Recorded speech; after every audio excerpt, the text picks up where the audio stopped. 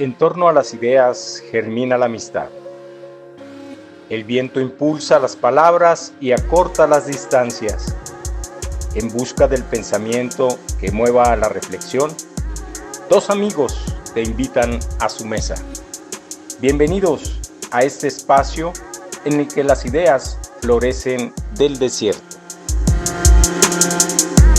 ¿Qué tal? Una vez más aquí en Dos Amigos con mi gran amigo Luis Horacio Nájera desde Toronto, Canadá, y un servidor aquí en Chihuahua. En esta ocasión tenemos al doctor Alejandro Canales. Él es doctor en Ciencias Sociales por el Colegio de México y economista por la Universidad de Chile. Es fundador y primer presidente de la Asociación Latinoamericana de Población. Ha sido consultor de CEPAL y de la FAO. Entre sus libros más recientes está Demografía Política y El malestar con las migraciones. Y precisamente en el tema de la migración y de los impactos económicos positivos y negativos que este fenómeno poblacional implica, pues queremos platicar con usted, doctor, acerca de pues, las recientes restricciones del gobierno de Donald Trump en relación al envío de dinero de migrantes y de cómo esto va a afectar a las familias y a los países receptores de remesas. Bienvenido, doctor. Bueno, primero que nada, muchas gracias por invitarme a esta entrevista y a este diálogo sobre este tema que, pues, una vez más, digamos, sería un clavo más que se está tratando con el cual nos quieren crucificar en el vecino país, ¿no? Allá en el norte, de la orden ejecutiva, que no es nueva, que ya viene de antes, con ideas similares, ¿no? De los impuestos que se le pueden poner a las remesas y, en fin, de una serie de restricciones. No sé cómo quieren que desarrollemos esto, sin preguntas o podemos hablar de algo. La presidenta de México, Claudia Sheinbaum, habla de que esto no tendrá ningún impacto en México, particularmente porque afirma, no sé su fuente, que el 90% de los trabajadores que envían remesas desde Estados Unidos son legales. A mí me pareció una exageración, como muchas de las otras exageraciones que por ahí he oído de la señora presidente, pero no sé qué técnicamente las cifras son muy frías. Usted nos puede aclarar eso, doctor. Sí, primero entender de que son dos medidas distintas y cada una tiene un impacto diferente. La primera medida es esta de gravar con un impuesto que viene ya desde un principio, desde el primer gobierno ya lo quiso, ya lo señalaba, ¿no? Trump, y ahora en este segundo gobierno, su segundo periodo, el año pasado también lo impulsó, y él planteaba grabar la remesa con un 5% al envío de remesas. Es decir, cada envío, el 5% del envío sería retenido como impuesto. Al final quedó, bueno, negociaciones más para allá, para acá, y la dificultad que tiene quedó en un 1%, bastante menos, digamos, casi nada. Esa medida tiene muy poco impacto, prácticamente nulo. Entre otras cosas porque la otra medida es otra cosa que tiene que ver con el acceso de los migrantes a los servicios financieros, bancarios, bancarizarse, tener una cuenta corriente, básicamente, ¿no? Una tarjeta de débito y enviar dinero a través de ahí. La primera digo por qué no tiene efecto, y esto no lo digo yo solamente, lo dice el BBVA, el Bancomer, los estudios de Bancomer, colegas que están ahí, lo dicen también, y esto por una razón muy sencilla, lo que va a grabar eso son lo que se envía en dinero efectivo, lo que se envía por money order, por telegramas, etcétera. Si hubiese sido esto en los 90, pues sí, el 40-50% de los envíos eran por esa forma. Pero hoy día el 98% de los envíos y del dinero enviado es por formas digitales, por transferencia electrónica, que no están grabadas y es muy difícil, casi imposible de grabar este tipo de transferencias, porque es muy difícil distinguir, ¿no? Por ejemplo, eh, pongamos un caso de los turistas. Un turista hoy día viaja con su tarjeta, e incluso muchas veces su tarjeta en el celular, ni siquiera ya física, ¿no?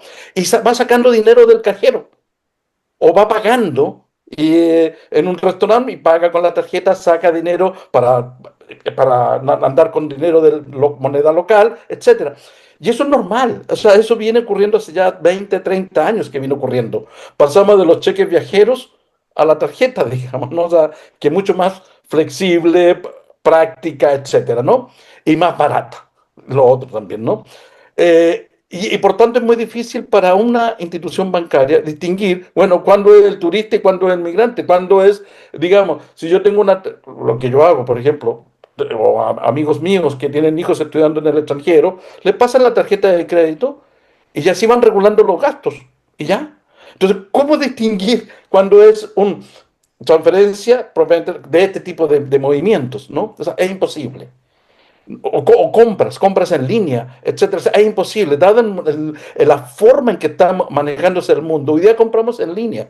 Y yo puedo estar hoy día en Barcelona comprando con mi tarjeta de México un producto de Japón. Y que me lo venden a través del Reino Unido.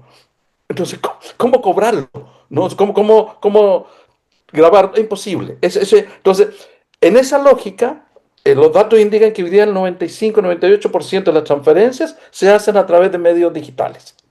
Entonces, por ahí es imposible, es muy difícil esa cosa. Y además es solo el 1%. Entonces, la nada de la nada, ¿no? O sea, no hay impacto en ese plano. Pero sí tiene un impacto psicológico y político, que es el relato, la narrativa, una vez más contra los migrantes, otra vez los periódicos, la prensa, todo hablando del tema y estigmatizando una vez más al migrante. Es decir, eso ocurre.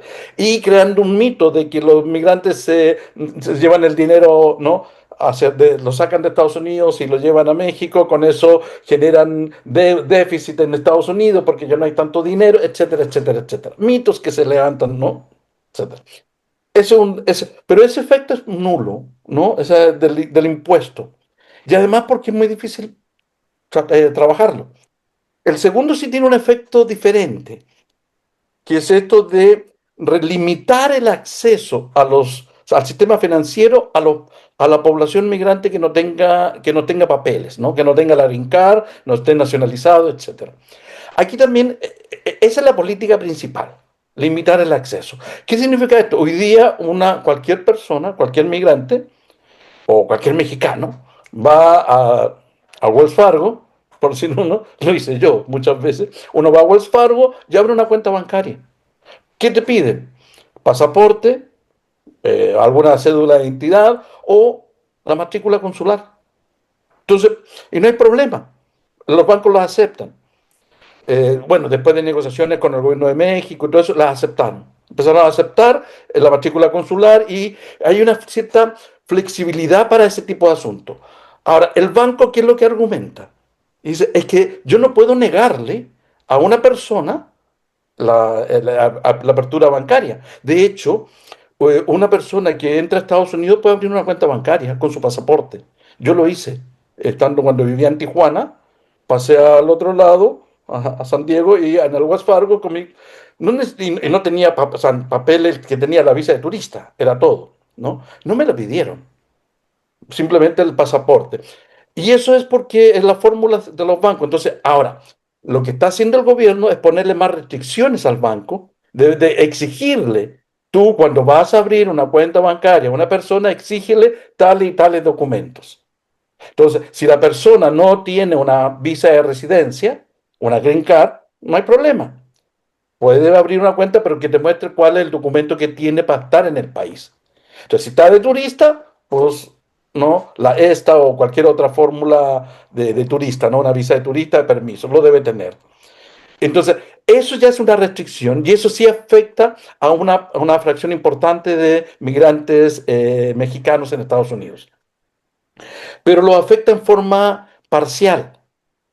no completa, o sea, no afecta tanto el flujo de remesa como más bien afecta a la persona, que no puede abrir una cuenta. Y el efecto no es solo, y aquí yo creo que el elemento que no se ha considerado, es que el efecto no es solo que esa persona, por ejemplo, yo estoy en Estados Unidos, yo estoy, digamos, porque mi trabajo estoy legal, no tengo una visa, pero mi hijo o mi hija no. Hay un problema. Mi hija, el problema para mi hija es que al no tener acceso al servicio financiero le va a costar mucho otras cosas que pueda hacer dentro de Estados Unidos. Compras, movilizarse, etcétera, ¿no? Por ejemplo, yo ahora estoy en Barcelona con mi hija.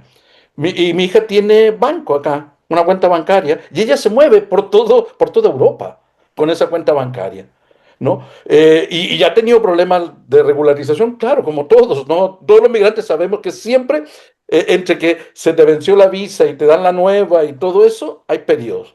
Y no pasa nada, el banco sigue funcionando. Y eso es una seguridad para el migrante, ¿no? No es la seguridad solo frente a la migración, sino la seguridad de la vida cotidiana, de que poder pagar el restaurante o poder pagar el mercado, etcétera, etcétera. Y eso sí es un problema que es un efecto colateral, que no tiene que ver con la remesa, sino con esto, con la vida cotidiana, la forma en que se estructura la vida cotidiana de los migrantes, cómo lo organizamos cuando estamos como migrantes, y la importancia que está teniendo hoy día en esa vida cotidiana el sistema bancario, el acceso a los servicios bancarios. Y yo creo que ahí hay un punto que sí, que no es tanto que va a afectar a las remesas. A las remesas no le va a pegar tanto, pero sí afecta, podría afectar a este otro elemento, ¿no? Eh, ¿Cuáles son las fórmulas de salida de esto? Por ejemplo, si a los migrantes indocumentados se les llega a tal nivel de restricción que no puede abrir una cuenta bancaria, no hay problema. Todos tenemos un hermano, un primo, etcétera, que sí tiene.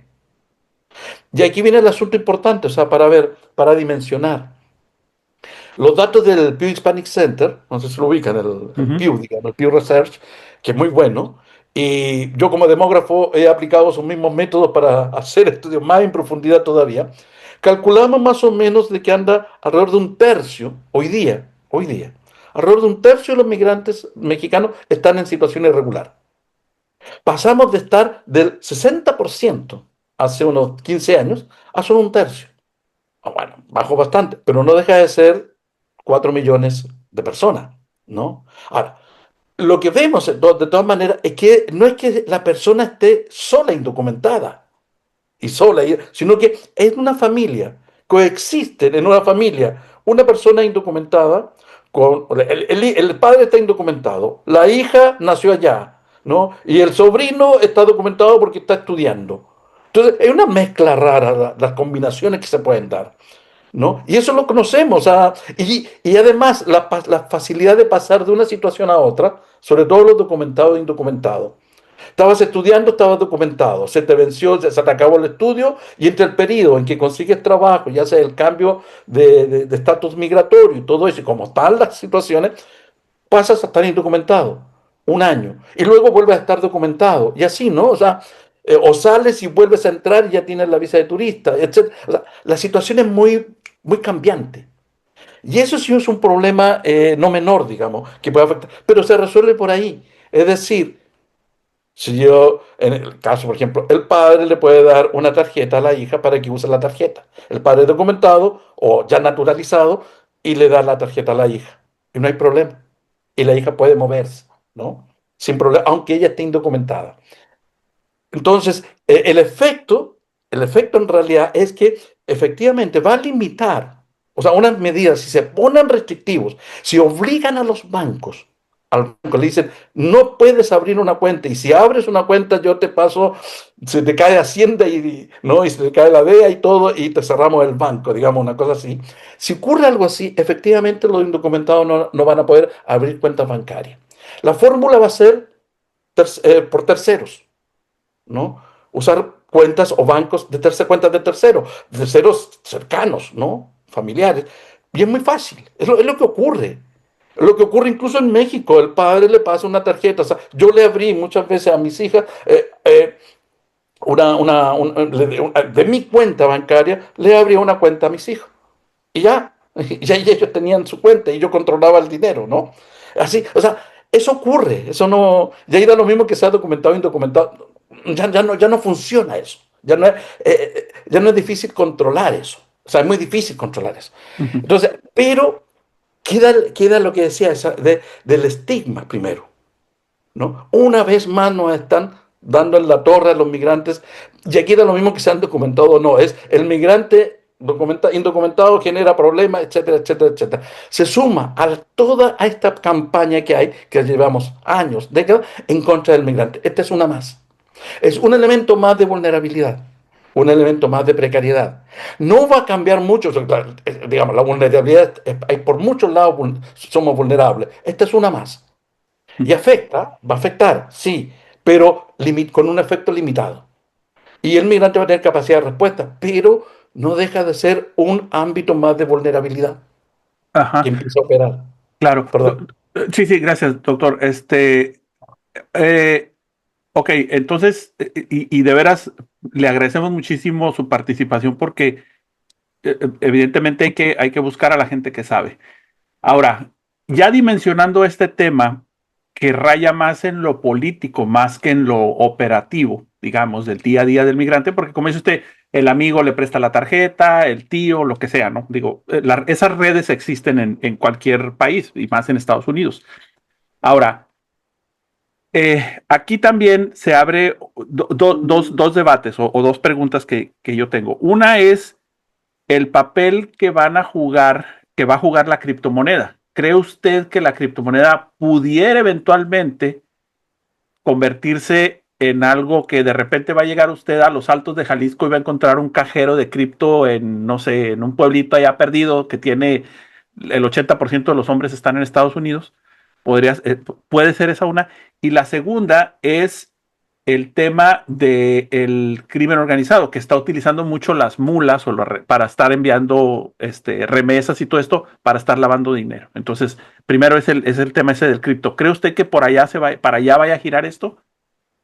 Lo de la criptomoneda no creo. No le veo mucho sentido a esto, porque para trabajar con criptomonedas requiere cierta logística, ¿no? Y conocimiento y confianza también. O sea, no cualquiera usa criptomonedas, porque por ahora al menos, ¿no? Y por ahora hablo de varios años, ¿no?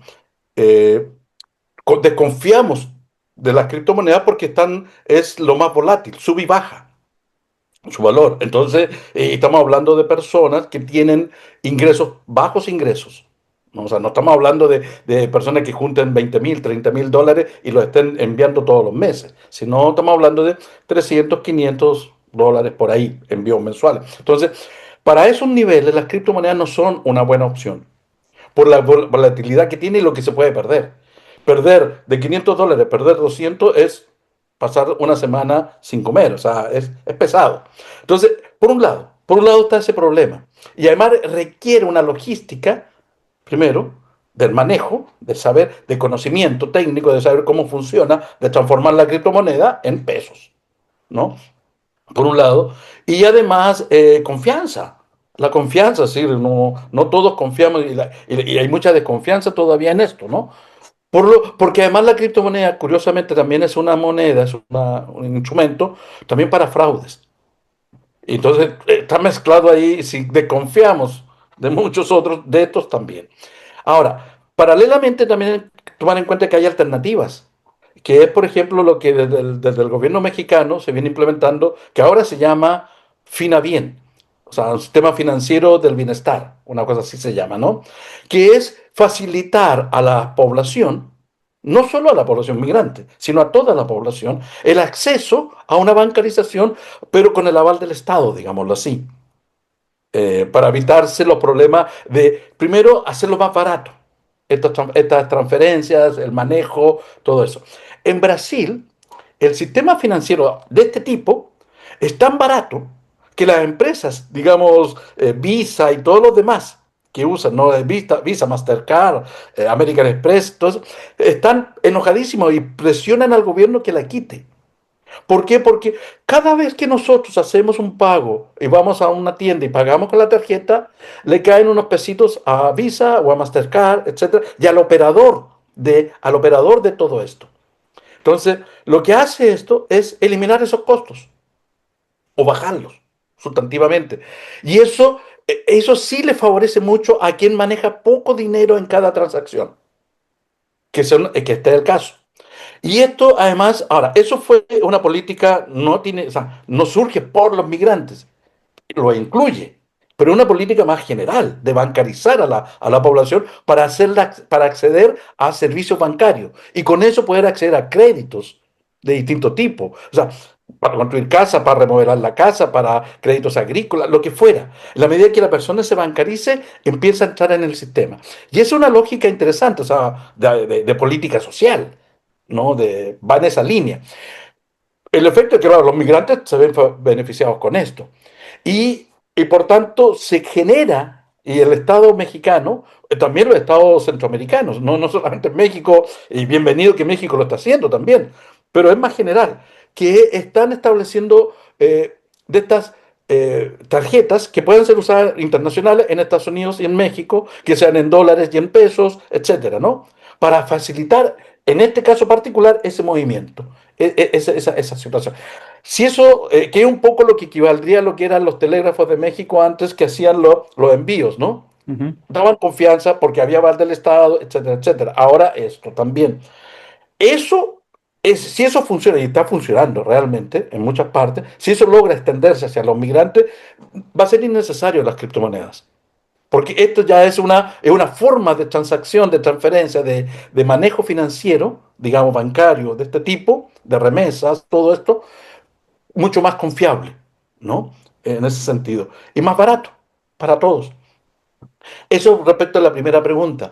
Respecto a la segunda, bueno, siempre ha habido la duda y la sospecha, sobre todo con el volumen de remesas que llegan a México, los 67.000, 65.000 millones que llegan en un año, ¿no? Que han llegado en los últimos años, que es un salto, digamos. Pasamos de 15.000, 20.000 hace unos 7, 8 años a 67, ¿verdad? Se triplicó. No, para todos nosotros dijimos, y ya la anterior se había triplicado respecto a lo que había pasado 10, 15 años antes. Entonces, es una cosa exponencial. El único momento en que no creció la remesa fue en el periodo de 2008 a 2010, 2012. Creció, pero muy poquito. Ahí se mantuvo. Y que tiene que ver con la crisis económica de esos años. O sea, Ujú. obvio, se entiende, ¿no? Pero siempre ha habido una tendencia a crecer, crecer, crecer. Y la duda está, bueno, y aquí esto es remesa de paisanos o es narcotráfico lavando dinero. Buena pregunta.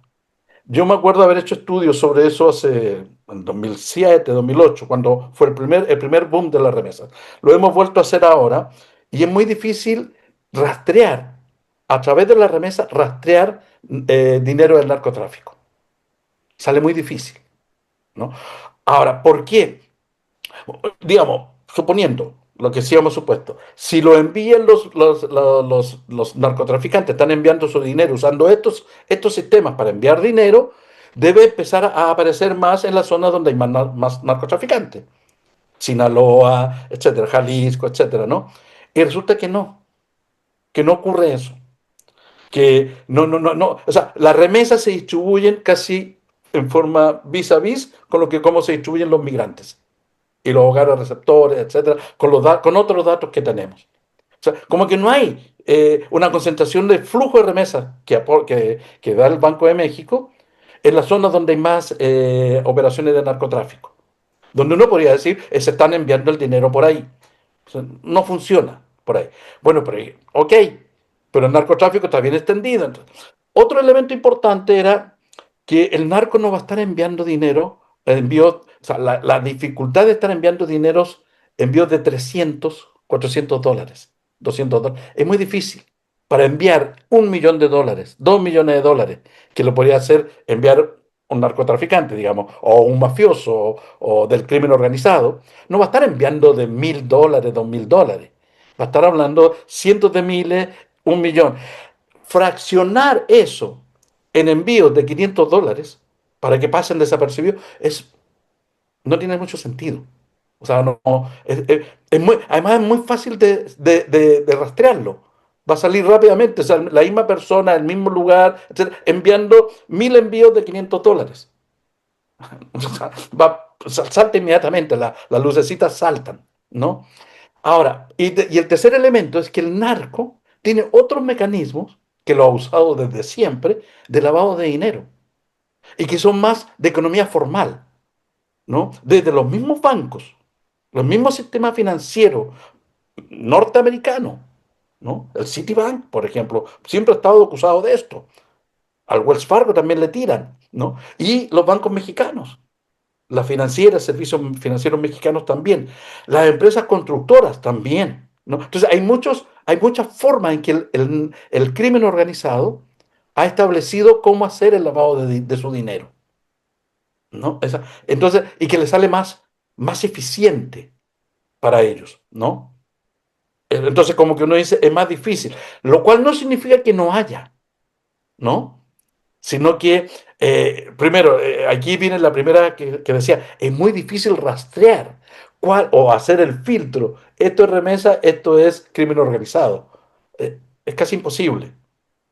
Si lo hay, puede haberlo, pero no es tanto como lo que parece. De todas maneras, queda la duda de por qué las remesas crecen tanto, cuando la migración no ha crecido tanto, ¿no? O sea, en los 2000, del 95 al 2005, las remesas se multiplicaron, claro, pero la migración también, ¿no? O sea, se duplicó, casi triplicó el volumen de migrantes. Entonces, había un sentido, había una razón, ¿no? Pero hoy día, en que la migración ha crecido, pero pues, marginal, no es ese boom migratorio, sí es cuestionable. Si uno dice, ¿qué ha pasado? Eso es lo que se necesita investigar, ver mucho más en detalle, ¿no? Ujú. En ese sentido. Lo otro es que no solo ha crecido para México, sino también han crecido para otros países, para Centroamérica sobre todo. Pero bueno, ahí hay que, Eh, nos compete más lo doctor, nuestro, digamos, ¿no? sí, doctor, ¿qué consejo técnico podría darle usted, particularmente al gobierno de México y en general a todos los países latinoamericanos que de alguna manera pues viven en gran parte de las remesas? ¿Cómo blindarlos del asedio, del narco y de la confusión que de alguna manera deriva en un hostigamiento del gobierno estadounidense? ¿Cómo blindar? ¿Qué será más eficaz? Yo creo que hay varios planos en los cuales no todos se han desarrollado.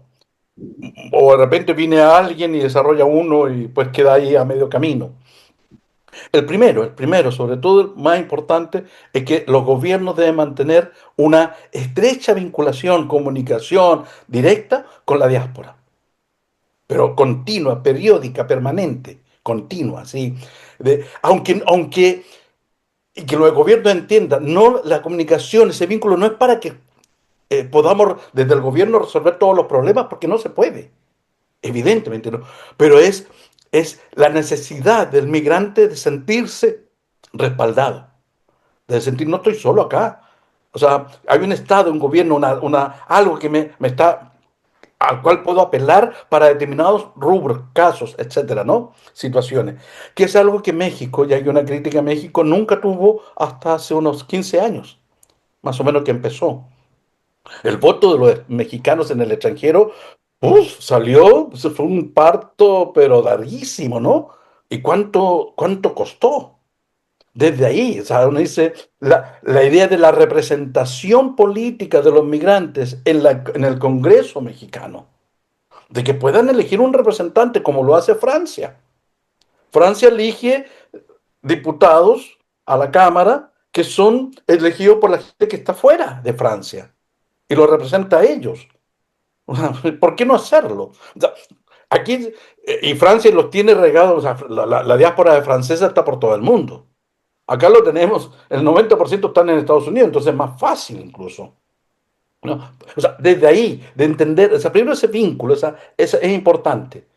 Y además porque de ahí pueden salir muchas iniciativas.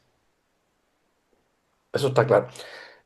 Lo otro es entender cuáles, o sea, las posibilidades del gobierno, las capacidades que tiene, independientemente de lo que pueda estar pensando Trump o la persona que esté del otro lado gobernando. que si está Obama o está Trump o el que sea, nosotros como Estado tenemos ciertas capacidades de hacer cosas. Por ejemplo, esto del sistema financiero, ¿no? Eso es algo que es autónomo, lo definimos nosotros. Y podemos negociar, llegar a acuerdos con los bancos gringos sin problema. No, nadie nos impide hacerlo. A menos, claro, que Trump diga, no, ya no más, pero tiene que entrar ahí a una situación mucho más complicada, ¿no? De relaciones comerciales, que se sale del tema. Y nosotros tenemos esa capacidad en el plano financiero, en el plano laboral, también, en el plano de la salud. Por ejemplo, hoy día es muy común, ¿no? Por ejemplo, aquí en España, cuando uno viene, te piden el acceso a la salud aquí es gratis, ¿no? En España, pero no para todos. Si yo, o sea, tengo que tener un convenio en mi país con el de acá, etcétera, para tener ese acceso. Y lo cual exige determinadas condiciones, ¿no? Ahora, ¿qué significa esto? Que el gobierno, el Estado mexicano, puede llegar a un acuerdo, por ejemplo, con el Estado de California, para la atención de la salud de la población mexicana, de cómo atender, etcétera, etcétera, ¿no? De algún seguro médico, de alguna forma de ese tipo. Eso es algo que no se ha implementado nunca, nunca se ha pensado. Y eso es importante, que sí se puede, ¿no? Respecto a la educación, lo mismo. El tema, aquí voy a tirarme flores, digamos, a la Universidad de Guadalajara. Hace unos 15, 20 años por ahí, la Universidad de Guadalajara decidimos abrir una sede de la Universidad de Guadalajara en Los Ángeles. Una sede, dar clases, carreras, así, ¿no? Me acuerdo porque yo fui parte de los estudios que se hicieron para decir si hay población, si hay mexicanos, etcétera, si hay jaliscienses, etcétera, todo. Sí, y se abrió y existe. Estamos muy vinculados a la Universidad de California en Los Ángeles. O sea, ellos nos apadrinan, digamos, ¿no? Y está esa idea, o sea, de decir, bueno, y la lógica era, no podemos dejar desamparados, en este caso, a los jaliscienses y por extensión a los mexicanos que están en Los Ángeles. Chavos que se fueron de la prepa de la Universidad de Guadalajara porque tuvieron que emigrar y están en Estados Unidos. Y dicen, nosotros, si él estuviera en México, en Jalisco, nuestra responsabilidad como universidad es darle educación superior. ¿Por qué esa responsabilidad desaparece cuando él está fuera? Esa pregunta. ¿Qué nos lo impide cumplir con esa responsabilidad? O sea, si el gobierno estadounidense nos dice, ustedes no pueden abrir universidades públicas acá, bueno, de acuerdo, pero nadie lo impide. No hay ni una lógica, no hay ni un reglamento, ley, nada que impida a la Universidad de Guadalajara abrir una universidad, un centro de educación, bajo las condiciones y los reglamentos y los protocolos que están en Estados Unidos, obviamente, ¿no? O sea, se cumplen todas esas condiciones. Y con eso damos una atención, en este caso de educación superior, y a través de eso, una atención también en términos culturales hacia nuestra diáspora. Ahora, evidentemente lo que podemos hacer como universidad es muy limitado, obvio, no, pero algo hacemos. Ya vamos avanzando, ya hay un consorcio de universidades que están en esta idea. O sea, después de 15 años ya hay un consorcio de universidades mexicanas, públicas, ¿no? En la idea de decir, sí, hay que atender a esa población. O sea, hay una responsabilidad y hay una obligación de atenderlos, ¿no? Por ejemplo, ¿no? O sea, y así uno puede ir viendo mil cosas que uno puede, de responsabilidad que el Estado, o sea, la responsabilidad no es del gobierno, no es que el gobierno sea el responsable, sino del Estado. O sea, que es digamos, un plano superior y por tanto un mandato superior. Y esa fue la lógica que asumimos en la Universidad de Guadalajara. De hecho, esto es parte de una fundación, la Fundación de la Universidad de Guadalajara, que opera en Estados Unidos, para poder dar paraguas a la universidad, a la UDGLA, así se llama, Universidad de Guadalajara en Los Ángeles, ahí, ¿no? Y de hecho, no sé si ustedes conocen, en Guadalajara se hace la Feria Internacional del Libro de Guadalajara. Ahora hacemos la Feria Internacional del Libro en Los Ángeles.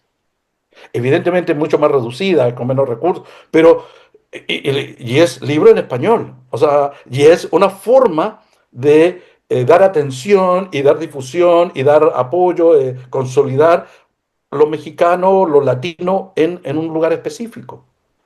Ahora, eso es autonomía nuestra, como Universidad de Guadalajara y también como Estado mexicano, como sociedad mexicana, etcétera. Entonces, eso que hacemos en un plano lo podemos hacer en muchos otros planos, siempre salvaguardando y respetando los protocolos y los reglamentos que hay al otro lado, evidentemente.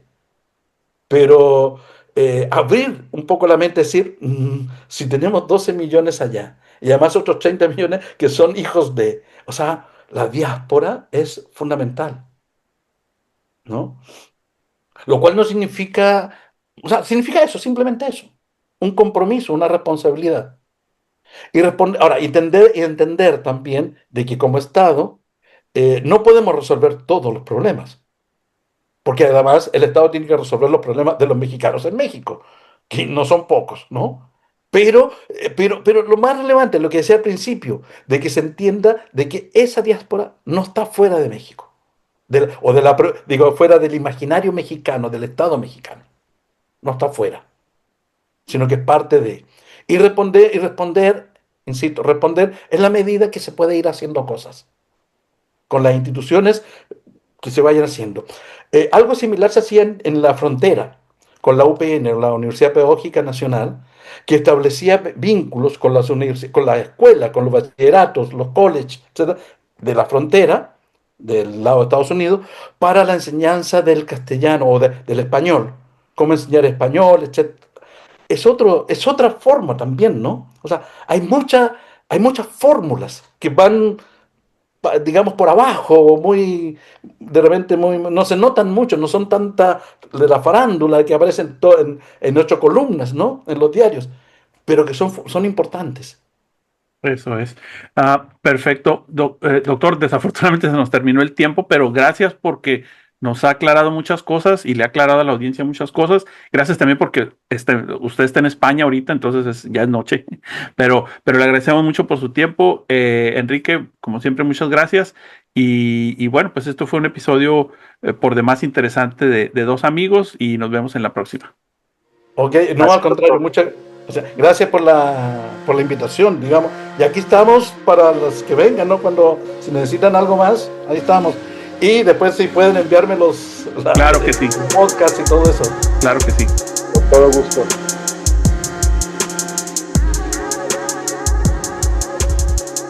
Esto fue Dos Amigos, ideas que florecen del desierto.